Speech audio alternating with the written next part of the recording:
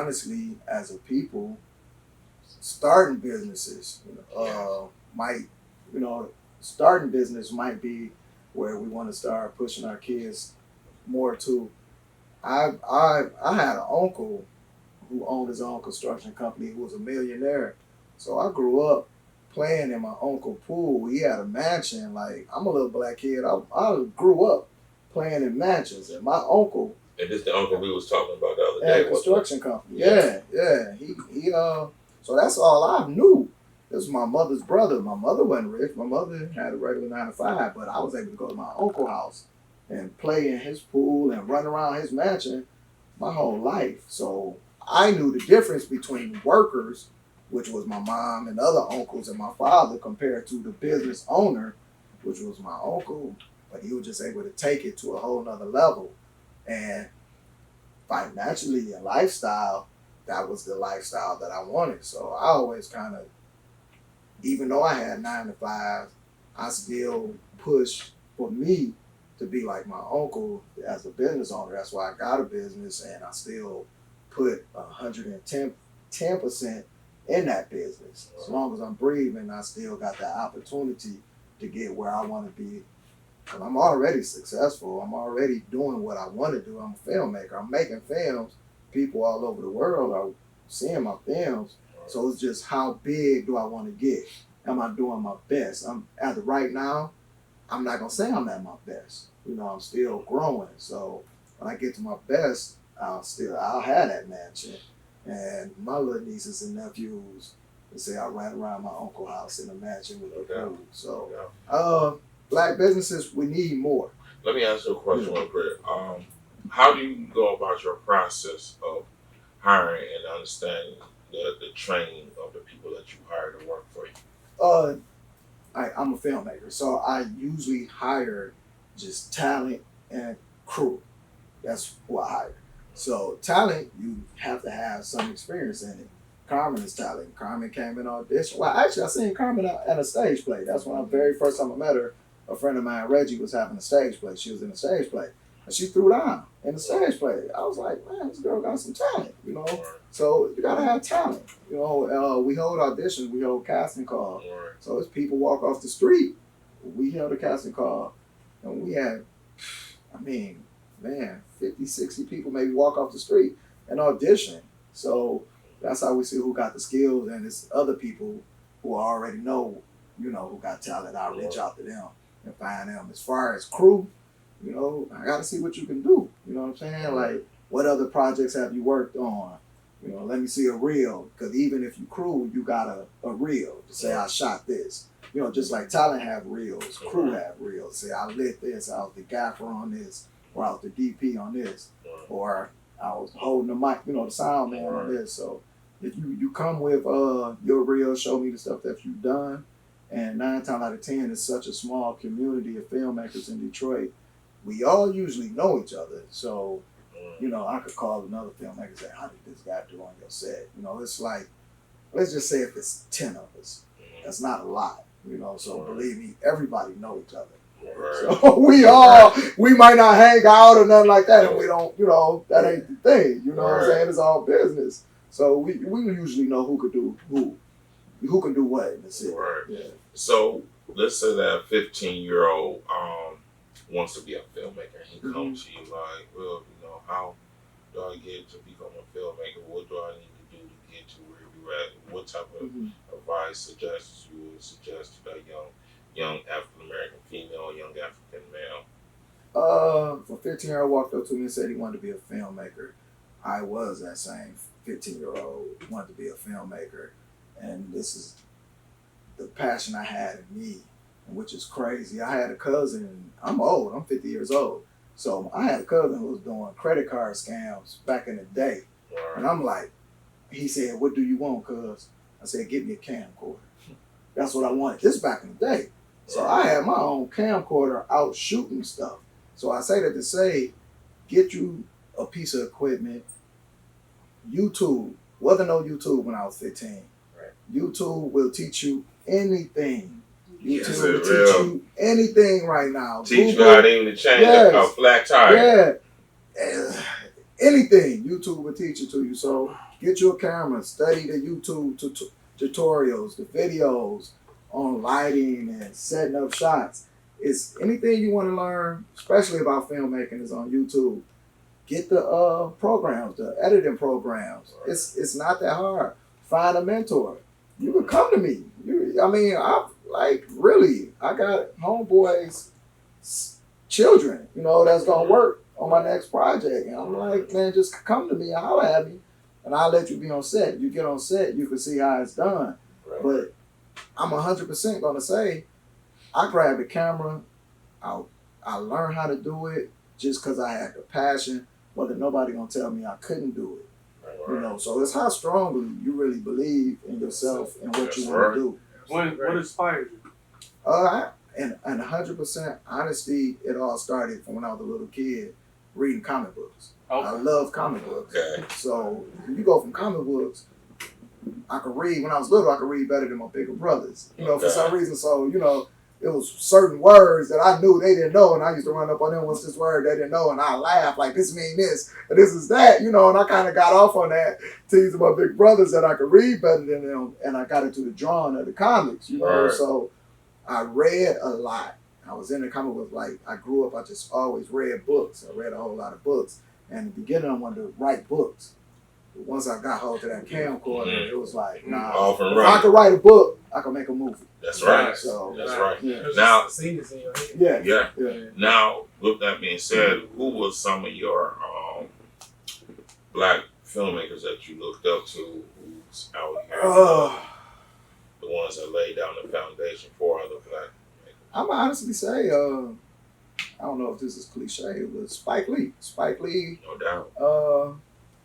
X, the Malcolm X movie. Yes. That's my favorite movie of all time. Mine's too. Spike Lee, I remember just growing up with just School Days and my God, what was the one with Wesley Snipes?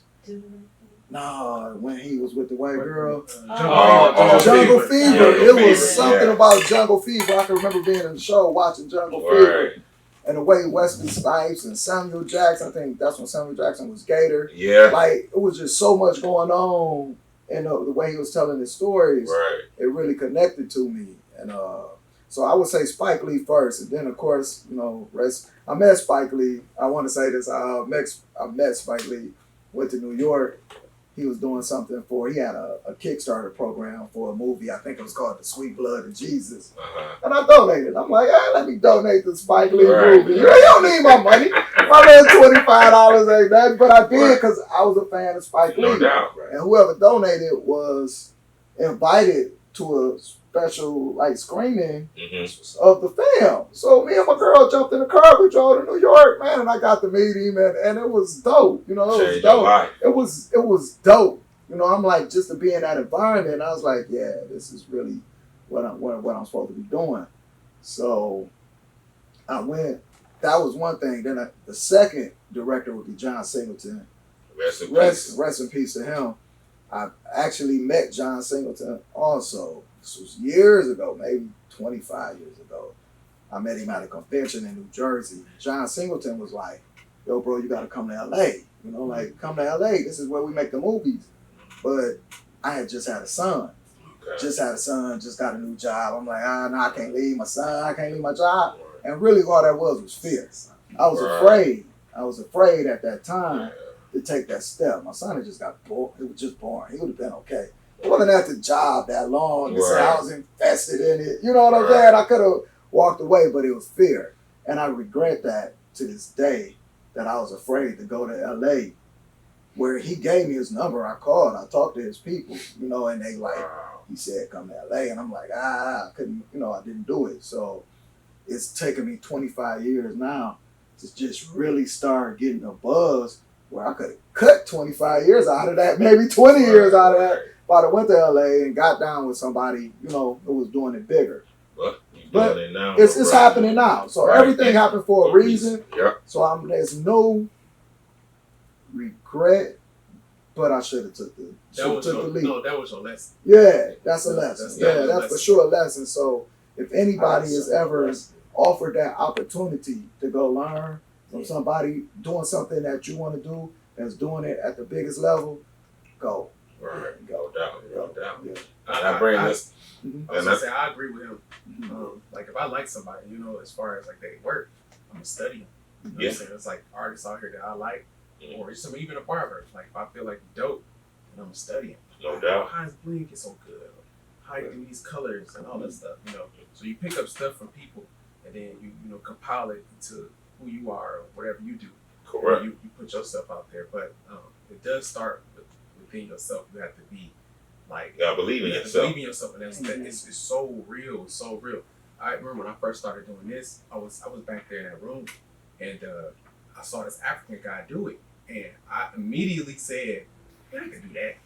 And that's the confidence I had in myself. Right. I went home and I did, But like the progress I have right now from last year until, from now until last year, it's a big difference. I can see my progress, So like you said before, you just have to find people that you like, and don't be afraid to talk to somebody, Don't be afraid of them. How did you do that, man?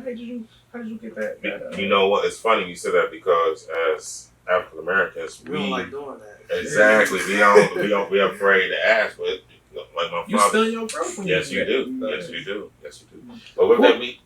How much you selling that for? Are those for sale? It's $2,500. $2,500. Dope. It's already sold. Yeah. It's dope. Well, thank you. All right. It's Carmen. What's up? What's going on here? Everything going on. How you feel about what's going on with this topic and the black businesses? Man, I love this topic because black businesses are not only just, brick and mortar. It's also yourself. Like, I consider myself a black business. No doubt. Businesses, they have brands. Yes. And I consider myself to have a brand. So the way that I, put myself out there to the world, or if I work with somebody, I try to put my best into that, Right. So I think sometimes in the black community when it comes to business is that there's it's like a distrust, Yeah. So we were talking about, establishments earlier about like, oh, you walk into a place and the customer service is bad or something like that. Right. It's like there's a distrust within, the black community with each other. Yeah. So it's like, with the customer that walks in, they may assume, oh, this black owned, they're gonna not do something right. And then the people that are the workers of that business, they're thinking like, oh, they're gonna come in here with an attitude. Yeah. So now they already got an attitude. Yeah. So it's like, we have to stop treating each other like, that's my cousin or that's, somebody walking down the street when it's our own color. Yeah. Because we know doggone well, like if someone came in there that's not of our color, you're not gonna treat them like that more than likely. Yeah. You're not. So it's like, don't do your own people like that. Yeah. So, and then I think it's certain businesses that people don't know about. Mm-hmm. So, for instance, I love telling people about this. It's called We Buy Black. Okay. It's like the black version of Amazon. Okay. So if you have products or things that you want to sell, you can sell off of there just like you could do on Amazon. Right. So I remember I was talking to a friend of mine. I was like, yeah, we were talking about black-owned products. Right. So I was talking to them about a laundry detergent that I've used before. Okay. It's called True. And so we was talking about that and somehow got on the topic about like, yeah, you should try it. And then they just give me so much pushback. And I'm like, why you giving me pushback? I'm like, I don't understand the pushback because you don't think twice when you go buy Tide or something like that. Yeah, that's right. And that's because you grew up using it. Okay, I can understand that. But it's like, why is there a pushback when it comes to something that's black owned? Like, why is there a pushback? So that's where the distrust comes from. It does, and it resonates within our community, and that's something that we got to learn to break out of. Mm-hmm. You know what I'm saying? Because that is how our mindsets, and we got to change that. We can't expect the past, that knowledge on to next generation. We're still set in our minds of thinking like that, you know? So you definitely have a point there. Yeah, you always think like, oh, this person's gonna do me wrong or chip me out of some money or, whatever the case is. But a lot of people are just so quick to spend a lot of money on those